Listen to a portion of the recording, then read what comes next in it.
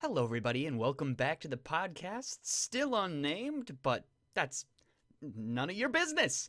Before we begin, I have a memo, and this is a treat. This is from the Window Washers Guild. I haven't gotten a message from these guys in a while. It's another poem. Great. Let's see. Oh man, this paper is really smudged.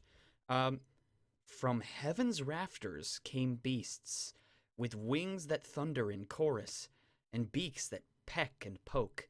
They swarm around our glassy tower, leaving filth alone in wake. To war, we window washers go. To war go we, the shimmering soldiers, against our fluttering foe. Are the window washers going to war with birds?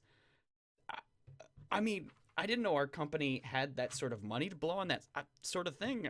Uh, I, I, I'm joined today by Colin. Say hello, Colin. Hello, everyone. And we are actually down in some sort of medical facility. I was trying to get back to the flooded basement because in some of the storage rooms there was like supplies, like food and, stuff I need to live. And so I was going back to the basement and I walked down this strange corridor. It was like white, but then it was like green up the sides. And the further I walked, there was just more and more medical equipment until it wound its way into some sort of a weird medical facility. What is this place? It's the employee health office. You need your flu shot. You need your mask fitted. That's what I'm here for. Haha. Oh, so you're Just you're a medical doctor. no, I just wandered in here. There is a Oh. there is a dead body of scrubs in the back though. Wait, what? I don't actually work here. I was coming in for my flu shot. Um, and then I walked into the back because I was like, oh, the nurse hasn't come up to the front yet. Uh-huh. Uh, and I found someone in scrubs. Uh, Now, were they alive? No. Oh. Does that explain much? Also, no. But Uh, I'm here at the employee health facility, so if you want to get jabbed by one of these needles, I don't you don't know what they do though.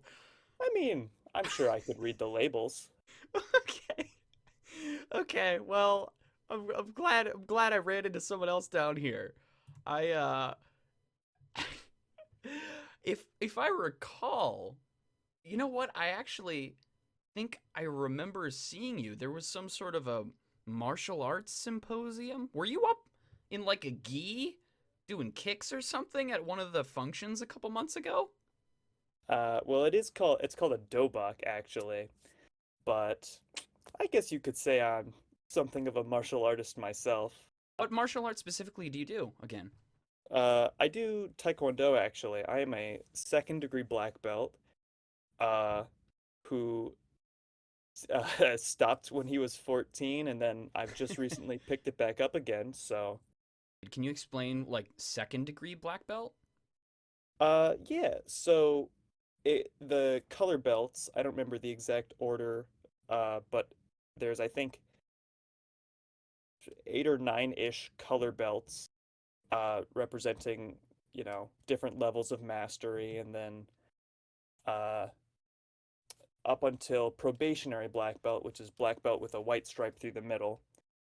And That's black belt, but if you kill anyone with your taekwondo, you get thrown right back in jail. Your probation officer just like exactly, takes you exactly, by the elbow and flips you over his back into a cell right, of course. And then once you're a real black belt, you're allowed to kill people legally. So, with prejudice, right, exactly. with excessive force.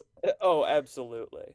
With taekwondo, I could be completely off on this. Like Sure. with karate, a lot of it has to do with like strikes and blocks. But is taekwondo, isn't that more having to do with like momentum and like using people's momentum against them? Taekwondo involves more kicking, jumping, spinning. Karate uses hand techniques, stays mostly grounded. Gotcha. Um, let's see.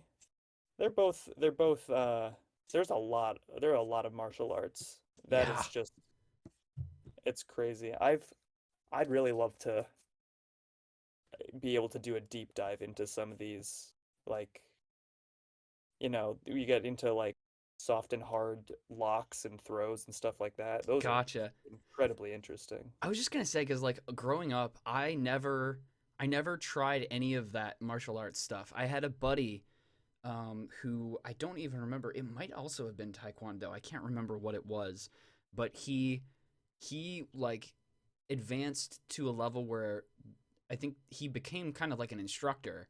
Like he was still probably in high school, Okay. and I remember I remember one of the few times, I don't know if this was even high school when I went and visited. It may have been earlier than that, but I distinctly remember showing up and like I always bring my notebook and draw stuff like wherever I Yeah. go. And Oh, for since I sure. wasn't really participating in the lesson, I was just sort of there while he was doing the instructing. It was so funny because like while I was sitting in the back, because that's not what I was there to do, it wasn't what I was dressed for. So like during the lesson while my buddy is off instructing, like some of his teachers walked over to me and were like looking over my shoulder and like asking me Oh, about my drawings. oh, that's gotta be stressful. Oh, it was so great. They thought they were really cool. It was just so funny. Where it's like I am. This is not why I'm here. Like to do Right. this. So I like I'm just awkwardly sitting in the back, and bless their hearts, they were just like it came up. It was just so funny. But I was gonna ask, like, getting back to Taekwondo in general, like hmm why Taekwondo for you? Like, what was the draw? Um, I to be completely honest, I don't have a great answer for that. We've just gone to the same place for something like the past 15, maybe almost 20 years at this point. Oh dang! Same little family owned uh dojang. We've I'm I'm a second degree black belt. My younger brother is a third degree black belt, which I'm very impressed by. He's, Wow. if I'll be completely honest, he is better than me, which it hurts to admit, but it's all right. Um, and then both my other siblings also did it, but for shorter periods. So for you, it's more like circling back and like getting closure on something you started rather than like rediscovering like like this is what I want to do forever. More like Oh, I yeah, want to keep going with this, pick up where I right. left off. Yeah, I mean, I kind of back when it was like early high school, I think I dropped out just kind of out of nowhere, and then uh, through college, I was like, man, I really wish I hadn't done that, but I didn't have the time to go back to it anyway. So Right. I graduated, and then pretty soon after, I got the chance to come back, and it's been good. It was a surprising learning curve coming back of like how much I remembered, and also how much I didn't remember, and how much even more than that, how much my body remembered, but I was like, I don't, I'm just kind of doing this at this Yeah, point. where your body remembers the steps, but your brain's like, how do I know to do that? Oh yeah. Exactly. Exactly. That's like your own little Neo moment where you're like looking down at your hands. Right. Yeah. That's so cool. Like, kudos to you, man. Like, I think that's really awesome. I know, like, when it came to scouting, like, I would hear these people who used to be in scouts. Like, as I was getting towards the end of that goal of like getting Eagle, the number of hmm people that I talked to who were like former scouts, and they'd get this wistful look in their eye and like sadly Yeah. look off into the middle distance and be like, yeah, I got close, but I didn't finish it out, and it's one of my biggest regrets. I was like, holy crap, I Yeah. cannot let that happen to me. Like, just like I had too many of those conversations where I'm just like, I refuse to let that happen to me. That just seems so heartbreaking. So like, Yeah. big ups to you for like recognizing that earlier rather than later, and like going hmm for that. I'm just like, yeah, I want to do this. Like, that's just Yeah. really cool. And then you got your Eagle Scout, right? I did. I was like 3 days. I was 3 days from aging out and not being able to get it. Oh That man. puts it in perspective. There was so many amazing people who sacrificed their time and their schedules to like help me cross that finish line because I just had so much stuff going on in my last year of high Oh yeah. school. Just way too much stuff. Overbooked. and I snuck in right under the wire. But Mm. yeah, I was super glad that I did. One of these days, I've been talking to there's a buddy of mine who I've had on the podcast. He's way into boxing. It's like there are so many of Oh, these things that even if I don't like commit to it long term, it's definitely a lot of things where it's like I want to try that at least once, just to say right. I have tried it. And like martial arts, I mean, would probably be on that list at some point. Okay. Yeah, I mean, there's a wide variety to choose from, so d if it depends if you want to be punched or kicked or thrown on the ground. Well, when you pose it like that, oh, so many options. Oh, it's fun, you know? It's so fun. So, like, when you see martial arts in media, has there ever been a moment where you like roll your eyes of just like that's not how that would work, or just like it would be so much more difficult than that, or like do you ever see stuff that makes you like not where you're like oh it's that person's a poser, like even if it's in a movie context of just like your brain after like relearning this stuff, you're like that's not how that works. Um, that's an interesting question. Sort of yes and sort of no for different things. Um, like here's the thing.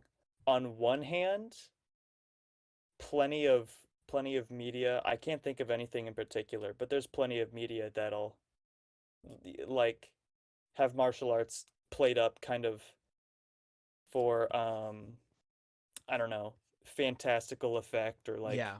to be dramatic. Hmm. And on one hand, it's cool, accurate maybe, maybe not. Oh my gosh, I just Martial arts. remembered two things that are so embarrassing I have to share now that Oh, are please do, martial please arts do. related that I had completely forgotten about. So the first is it was probably my I want to say it was my 8th or ninth birthday, Mm-hmm. and I don't remember how I got a hold of one of these, but I got like the top half of like a karate uniform. So like just the Sure. shirt part, and it had an awesome like embroidered tiger patch on it. I wish I had it still. But I would just walk around wearing the top half of a karate uniform, and I Oh, never nice. did karate. Nice. So there's that. But then also, I had a pair of pajama pants that had purple and orange stripes that ran vertically. And at probably age 5 or 6, I called them my Hoya pants because I would jump off of stuff and yell "Hiya!" with these. That's fantastic. If you see let's for instance, actually, let me pull it up on the terminal here because it's fantastic to watch. Um, my uh, we were recently told uh, by our instructor to try and look up like world championship karate katas, even though we like, you know, we're doing Taekwondo, but it's still Right, right. absolutely relevant to look at one or the other. To look at like world championship karate katas, which are like the the forms or the I don't It's kind of like like where they like not not strike a pose, but it's like positions, kind of. basically you're going from one technique to the other in kind of a slow, like almost just to show off the how you could do it. Like switching Um, gears. Yeah. hmm And the thing is, you watch that and you say, "Oh wow," like movies or media, they undersell it because this is way more impressive. Especially like the is there a specific term for like the yell that Um, people let out like when they do some of the katas? Is there a like a word to describe that? It's I almost like what think tennis players do, but cooler. exactly. Um, the in Taekwondo we call it a kiap. Okay, I see on the terminal about the katas. What they do is, at least in the like these world championships, they perform it as an entire kata, and then they do like demonstrations where one or two of them will attack each other and they'll use the techniques from the kata to show like effectiveness. Wow, I cannot imagine the hours of practice. So, like, to describe what we're seeing on here on the terminal is three people moving in very precise synchronicity, like very precise. And I like how many hours would it? Oh my goodness. This is extremely synced up. Oh yeah. How do you even do that? That would have to be so, you would have to have that down like hours upon hours of practice in order to not only memorize the katas or Mm-hmm. kata, but then to memorize how much space in between each movement so you're moving in sync with the other two people. This is insane. Oh yeah. That's so cool. And the like these katas or the forms, it's kind of the art part of the martial arts because like I said, they show the techniques in actually doing them and their effectiveness, but it's in a real fight, you're not gonna stand and with like three other guys and do rhythmic movements. Well, that's like But that's for example, like when I did wrestling when I was younger, I would oh always yeah, like get frustrated with my instructors when they would teach us all these moves about here's how you do, a half Nelson or here's how you do a fireman's carry. But when you're actually wrestling someone, the number yeah, of times where you can actually use any of those moves is zero because you're just exactly. locked up with someone. Like there's all I think I in my the entire time I did wrestling, which I was in like 3, 4 classes. I think I only ever got to use one of the actual moves one time. I got to use a Mm-hmm. half Nelson one time because the person has to be like on their knees trying to get back up and like have their arms down. And like any other time, it was just like you just have two people trying to like twist each other onto the floor. There's so few opportunities to actually use the moves. So, in a nice smooth transition Absolutely. of literally it's not smooth at all. Okay. Have you heard about Centralia, Pennsylvania? I have absolutely not. Okay. So I was talking with some people about this the other day, and I was reminded of the ludicrousness of this place. So I will All quickly right. just read you some snippets from the Wikipedia article. Please do. Centralia is a borough and near ghost town in Columbia County, Pennsylvania, United States. It is part of northeastern Pennsylvania. Its population has declined from 1,000 in 1980, and here's where it gets. I want you to guess how many people, how many residents are living in this town as of 2020. Uh, well, the way you're talking it makes from okay, you said 1,000. Mm-hmm. 1,000 in 1980. The way you're talking makes me think it's gonna be like one or two. You're so close with two. There are Oh, 5 people living there.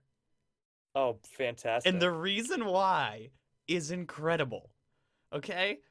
So, its population has declined from 1,000 in 1980 to 5 residents in 2020 because a coal mine fire has been burning beneath the borough since 1962 Actively? consecutively. Wow. So, it's the history of this place is bonkers. Basically, just to truncate some of it, it was Uh-huh. this town, Centralia, is built over this coal vein, and it's a specific kind of coal that I Okay. believe I don't remember what it's called, but it's I think it's like it can get airborne and is very fine. And Oh, somehow a fire got started in one of these mine shafts. Um, because there are people that I don't think they're in agreement on how it started. Huh. But basically, it started, and then to try and stop it, they drilled these holes so that way they could like pour water down or something weird they were trying to do. But all they ended up doing is they created a bunch of air vents. They created a bunch of air vents, which then allow more oxygen to get down in and energized the fire. Oh, that's just what they needed. So it's such a weird situation because the town basically languished for decades where bureaucracy wasn't doing anything about it. Like you'd have civil leaders doing nothing because they don't want it to be their problem. Like they would just want it to be someone else's problem. They tried to get the government to deal with it. There's a bunch of Hmm. bureaucracy back and forth basically. It's a whole mess. Yeah, Because I think there was some to do about the mineral rights where like people didn't trust the government coming in too quick because they thought the government just wants the mineral rights or something like that. sure. Um, it's a whole thing.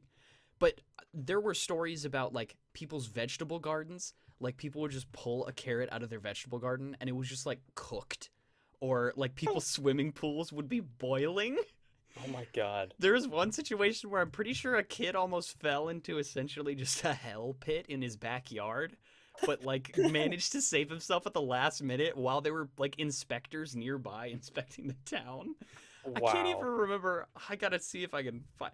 It's a whole thing. So if you can find photos of this online all over the place, Hmm. and the photos are immaculate because you'll just see a stretch of road with all these cracks and just like you can see like coals, like hot coals and heat just seeping out of it. And the fact that there are still 5 people living here is absolute insanity. So here, Are I'll they pull it up. I'll pull it up here on the terminal so you can see what I'm talking about. You'll just so see like are stretches these of road five with people? just heat, Oh my God. just fire coming off of it. And it's been burning since 19 it's the 60s. It's been on fire. Wow. So like it's actually kind of cool. I don't think I've ever seen these photos. People have Hmm. graffitied the highways because the whole area, I believe, if it's not, it would make sense that it's closed off to non-residents. So like you can't just stroll in there because if I recall properly, basically the way that the town thing works is the government wanted people to move out. They gave people like a buyout option, Sure. but there were a lot of people who didn't take it. Um, because they thought it was just a sly ploy to get their land. So like basically the way it works is like no new people can live there, but the people who own property in Centralia will own it till they die and then no one else will live there. It's Huh. crazy. Let's see. In popular A nice culture, little vacation home. exactly, little vacation home.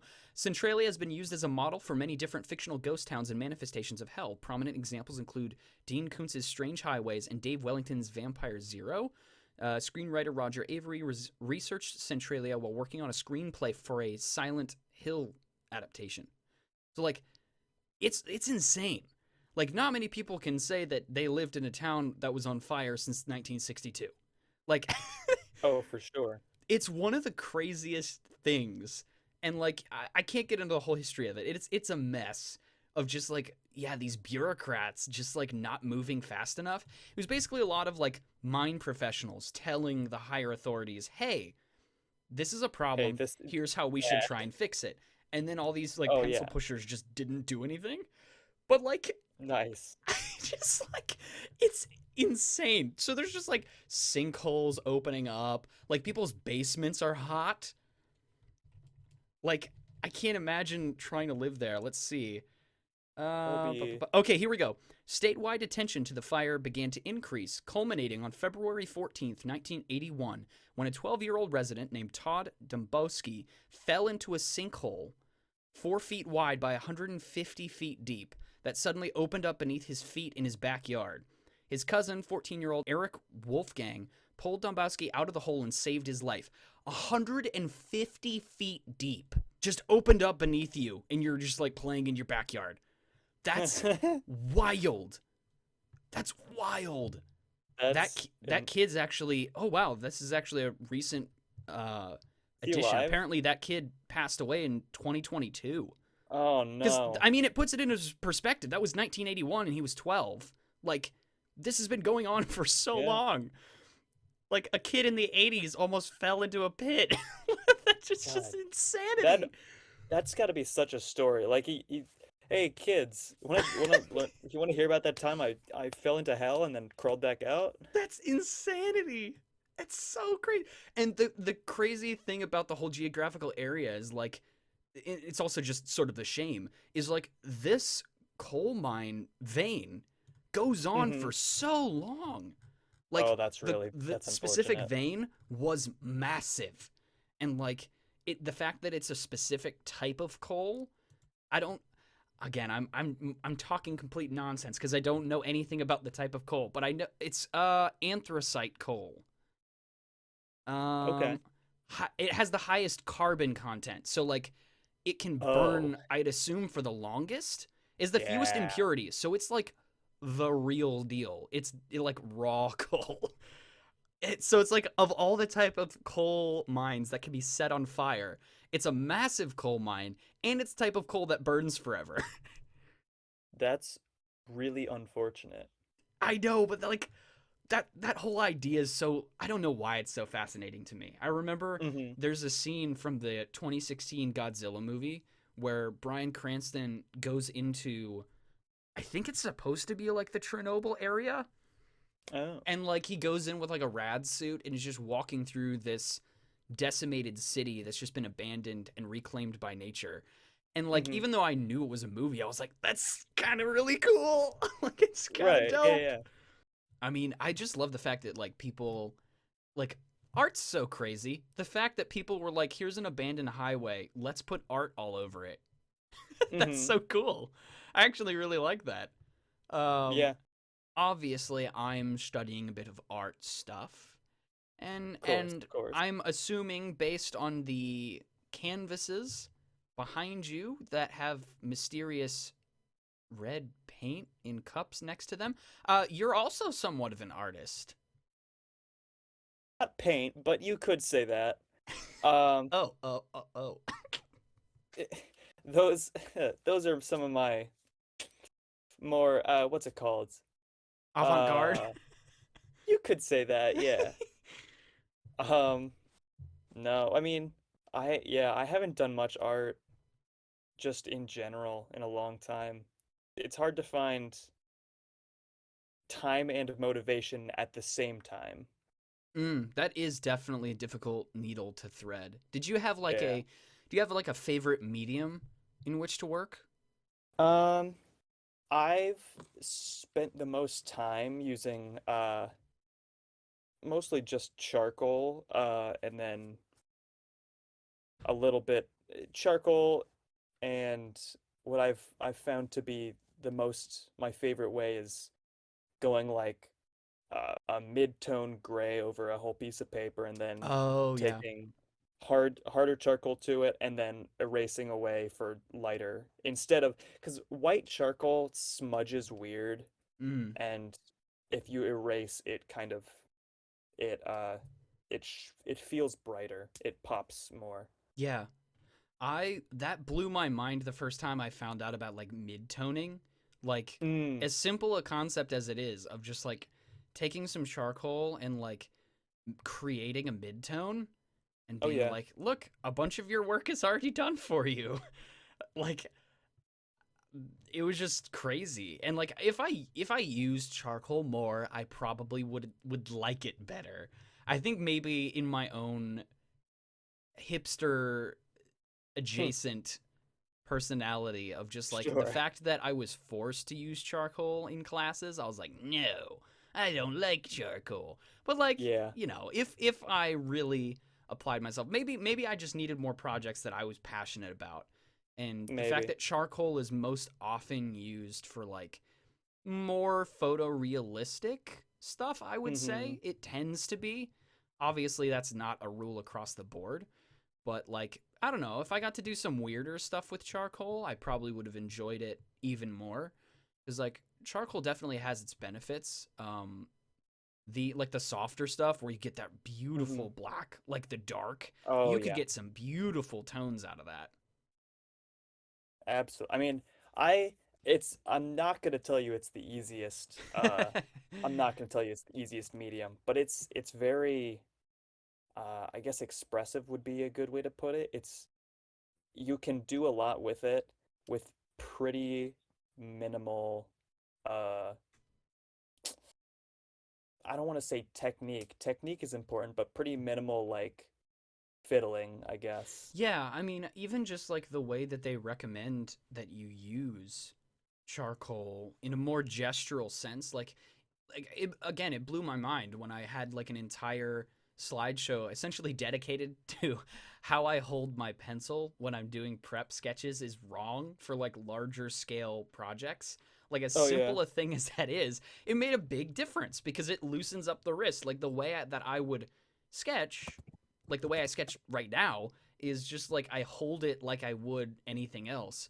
And when I saw the course basically say hold almost the end of the pencil or whatever like with the tip of your thumb and like move it back down your fingers and use your whole shoulder and wrist, and Yeah. obviously this Yep. this makes more sense for like larger scale projects, but it really does increase what you can do.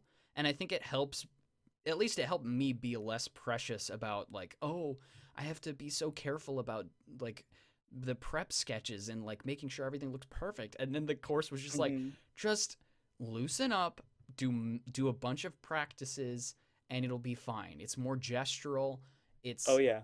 you can get the soul of the object so much faster. I think you can capture its essence easier when you're looking at it more large scale instead of trying to like recreate a tiny piece of it only to get to the end and realize everything's out of proportion and out of whack, Hmm. where it's just like That's try and capture a bunch of it as much as you can and as fluidly as you can. yeah, that's exactly the like letting go control. Like, have you ever done those well, I'm sure you have because these are like some of the most common uh ways to start out, but you've done the drawing techniques where you don't look at your paper, you just have to stare at whatever you're Yeah, doing and yes. yeah, So it's difficult. exactly that. It looks so bad. It does, but then you look at it and you're like, I see what I was doing though. Yeah, yeah. There were a couple assignments that were just like really interesting and helped you think outside the box of just like Hmm. there's not it's not a one size fits all thing when it comes to like not just art cuz that one's duh, but like even just the prep work. It was like find a rhythm and a method that helps you get your ideas out there. Because if there's one thing that Hmm. I've learned talking to people who they look down on their own work or they don't think they can draw or they want to but they just don't like their style or whatever the cause may be. I think it's Yeah. because too often they think that they have to conform and perfect someone else's style. And it's like that's not the point. Right. Yeah, that's definitely I've definitely struggled with that to some extent. I don't know. Maybe if I pick up my pen and pencil again sometime soon, I'll actually start figuring that out, but Well, I mean, it's so difficult because like we're bombarded by other people's work constantly through media, like Instagram, YouTube, you name it. Like we're just constantly looking at these artists that we admire. And there's nothing wrong with that. But I think just something that naturally happens is that, if we're trying to capture whatever magic that they've managed to craft over potentially a lifetime in 5 minutes, we're probably going to fail. And then right. we get discouraged and it's like you're not supposed to be perfecting someone else's style.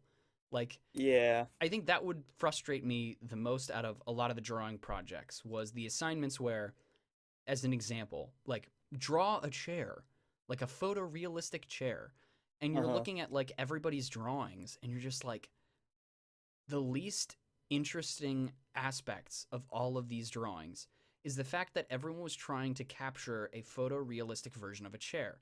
The things that always stick out to me is all the different nuances and difference of everybody's style.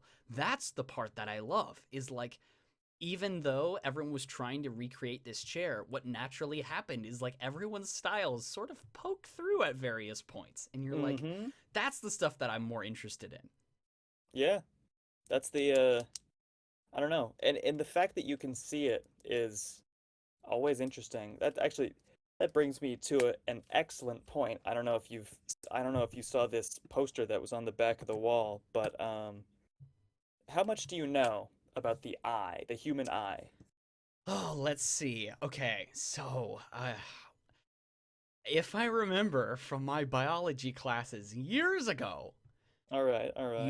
you see through the eye, and Okay, your good start. eye basically the image is upside down, Mm-hmm. and then your brain flips it right side up again. Yes. That's one excellent example. The reason I bring that up is because in general, it's just a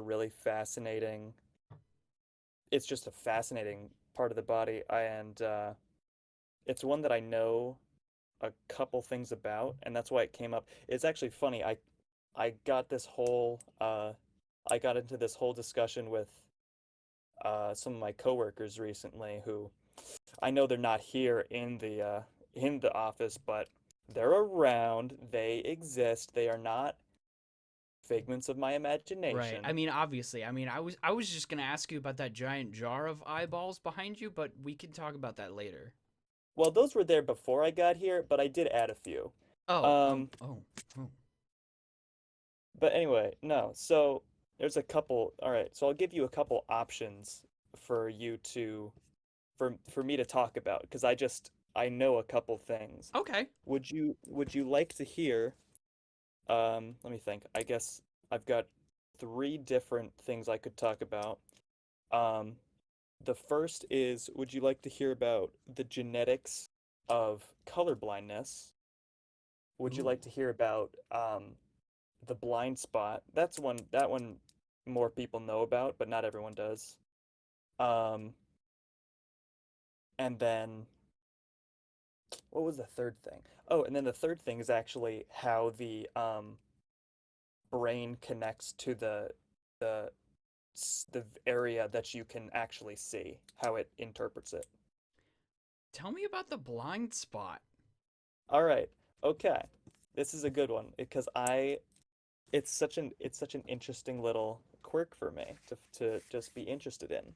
So on this poster you've got right here, Mm-hmm. you can see uh you know, the front of the eye, you've got the lens, you've got uh the cornea. That's where all the light's coming back in.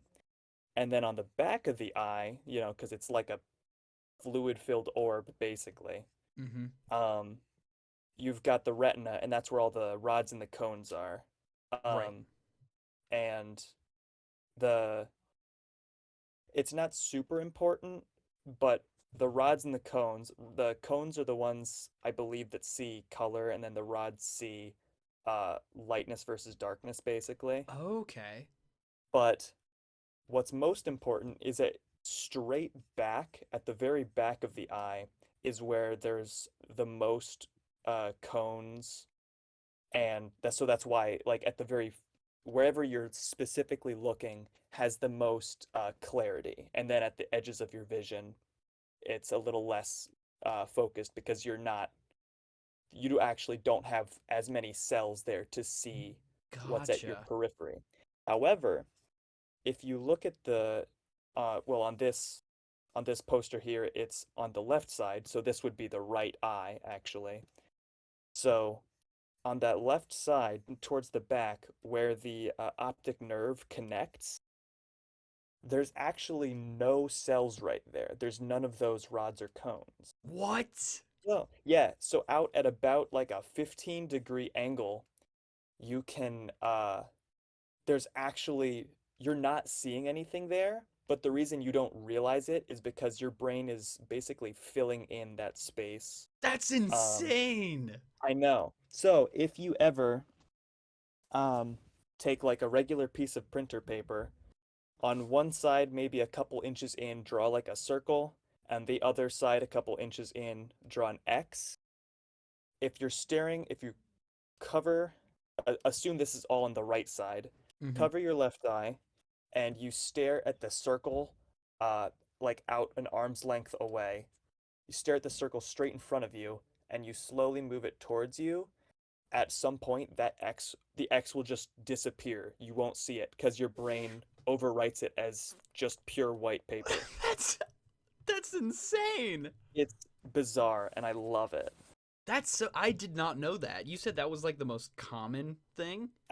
Out of the three, because the other two are kind of uh more specialized. Well, this one's just That uh, one's so fascinating to me. That's yeah, so cool. it's so neat. I know.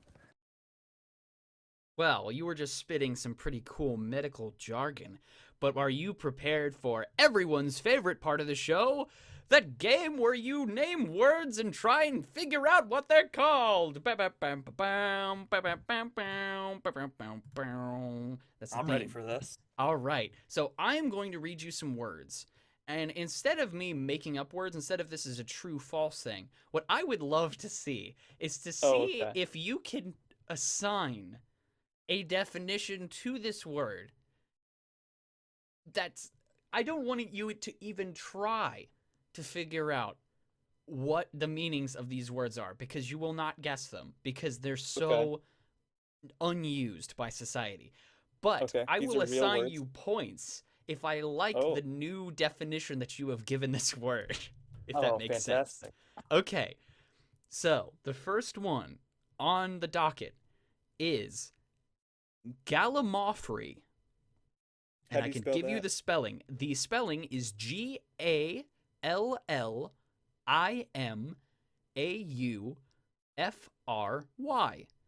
Gallimaufry. Gallimaufry. All right, all right. Um, ooh, okay.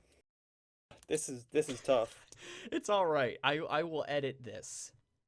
No No, please rush. don't. You need to know my full thought process. So the gal in the front, that's making me think of being like gallant. So this Oh, is like something of confidence, but it's not just confidence because you've got the Moffrey. Um, and I've got nothing for that, but I'm gonna try. So Gallimaufry, it's the feeling of elation that you get when you've successfully solved a difficult puzzle, which is exactly the feeling that I'm feeling right now. exactly. Yeah. Okay. I like it. I like it. Are you ready for the definition? Yeah, yeah, how wrong was I? Okay, gallimaufry, a literary term meaning a hodgepodge, jumble, confused medley. The word comes from the Middle French galimafry, the name given to a kind of sauce or stew. It is thought that the term comes from a combination of galère, to amuse oneself, and mafrère, to gorge oneself. So it's like Okay. a hodgepodge. So what I did was I made a gallimaufry of words. Okay, so here's what we're going to do. We're going to connect your idea somehow to this word. And the best way is gallantry. You add knights in there. It's an old Mm-hmm. style Mm-hmm. literary term, comes from the French. I would be very True. surprised if gallant didn't come from the French. I would be Sure. very surprised if gallant didn't come from the French. Aha, Middle French. So, by the power of the French, you managed to get within that degree of it. Okay. Well done. Well done. All right, Thank you. Thank I you. I got another one for you. Oh no. That's pretty good. That's pretty good. Let me find one of the good ones. Okay. Okay, this is interesting. Okay. Are you ready? Yes. The word is taradiddle. Huh. What's it spelled like? Taradiddle.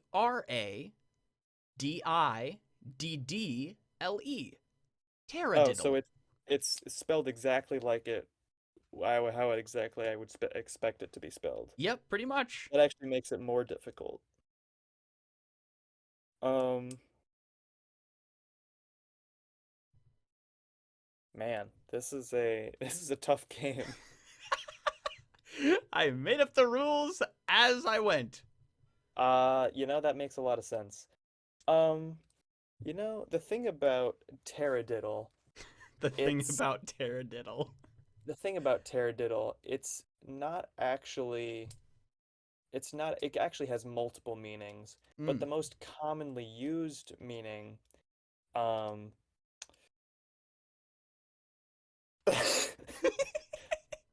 I'm having a rough time with this one. Um, taradiddle is definitely it's definitely a type of um this weather is very taradiddle. Oh, Um, okay. I don't know where I was going with that. I don't know either, but I like it. Uh, Like a weatherman it's walking in front of the green screen and being like, around 3 in the afternoon today, we're going to be seeing some taradiddle clouds. Oh, for sure. I've got nothing with this one. It's an adjective used to describe weather. Okay. All right. Let's get the definition here. Taradiddle. It means a small lie, fib, or pretentious nonsense. Oh, I do that all the time.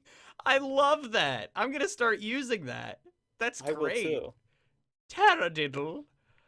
Oh, you fool! You do nothing but spout taradiddles. Oh man, that's like my daily routine. Okay, this one is the last one. We'll do one Oh, last one. fantastic, fantastic. Are you ready? Absolutely not. Okay. The word is jaculiferous. Oh, The spelling is Jaculiferous.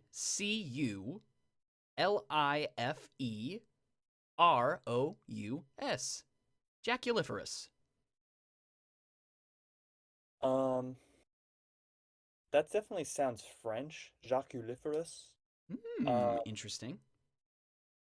um, it, you're okay. It definitely came from the French, which means it's taradiddle, very pretentious. Very, Uh, very pretentious. mm, it's definitely gonna be like a um a expression of overwhelming disgust towards um anyone who prefers ketchup over mustard.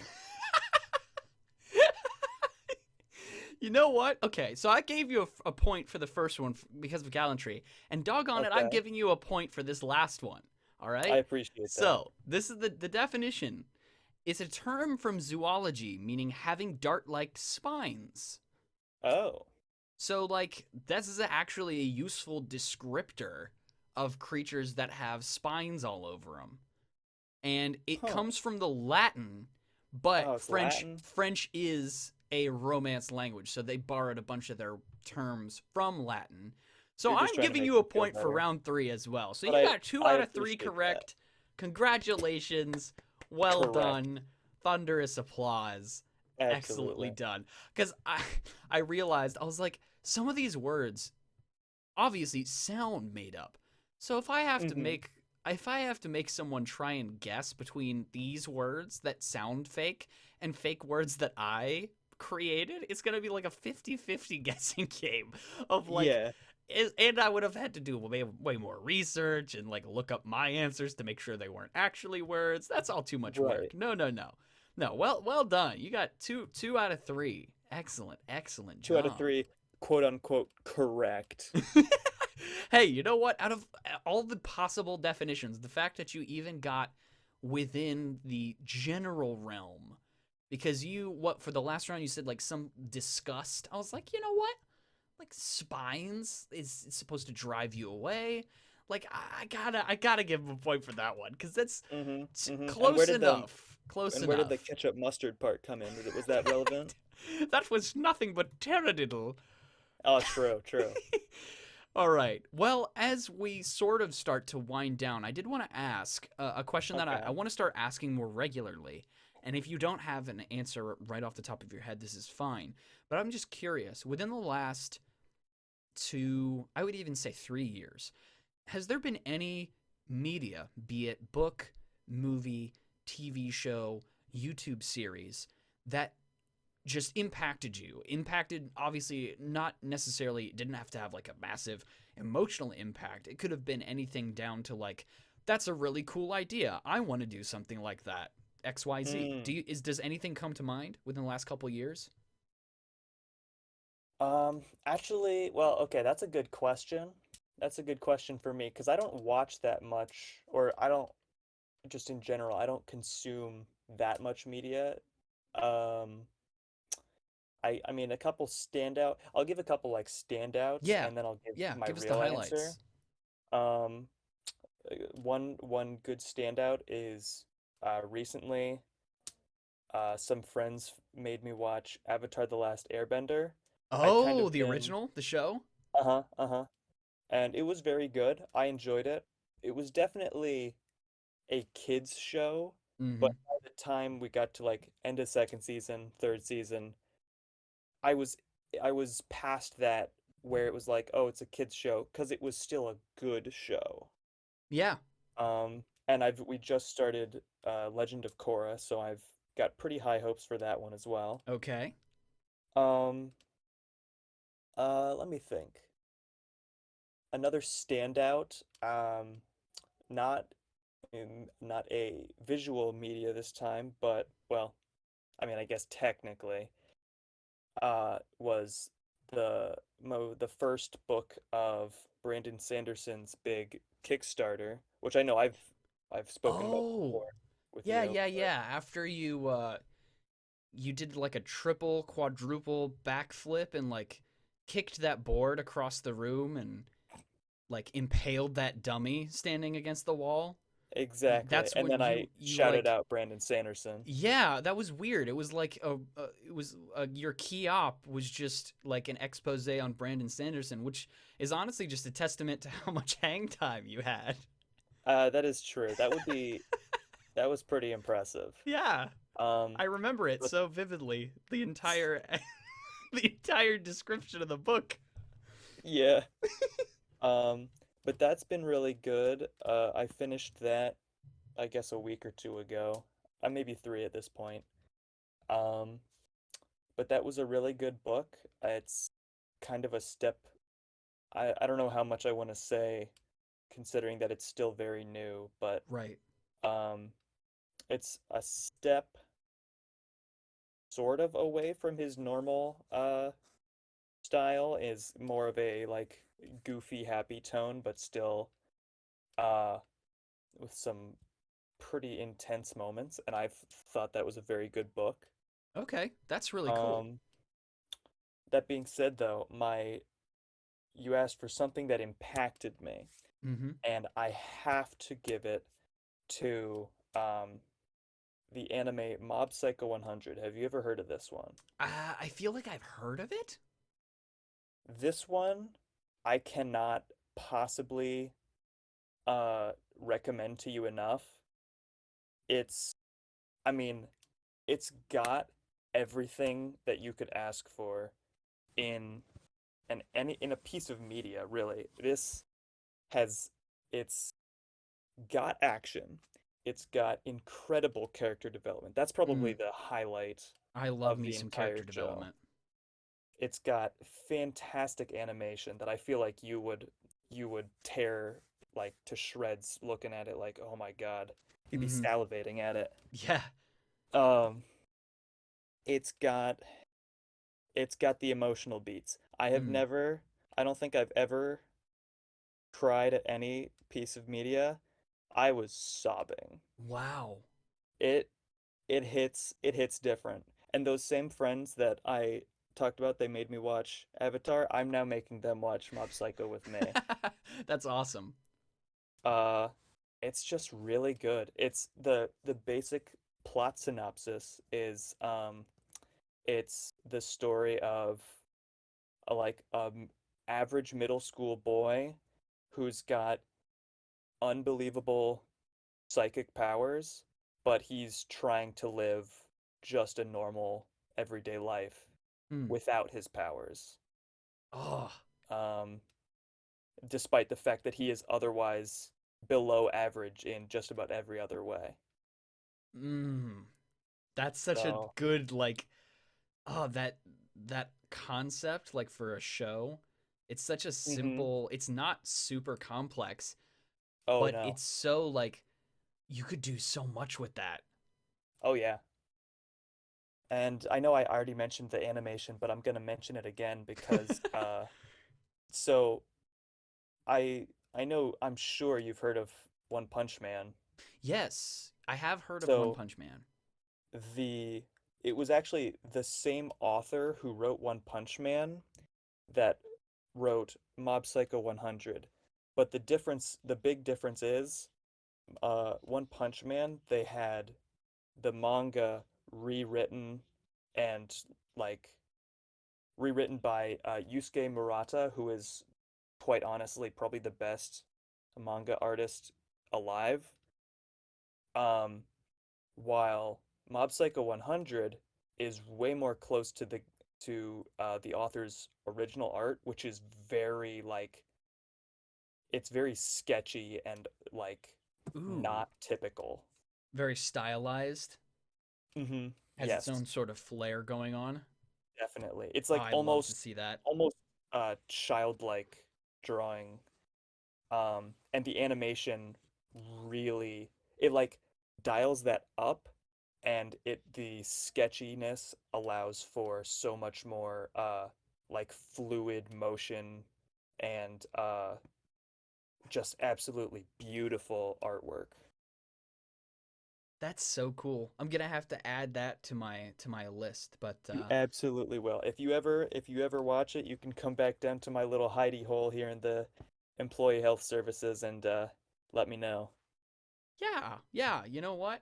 That's great. I think it's time for us to wind down the podcast here. I just want to thank you, Colin, for being on my podcast. And if you should happen to find the exit, I'm not joking with you. Please tell me where the exit is. I'm trying to find the exit, but just don't tell the boss or any of the other employees. But that'll do it for this episode. Thank you all so much. And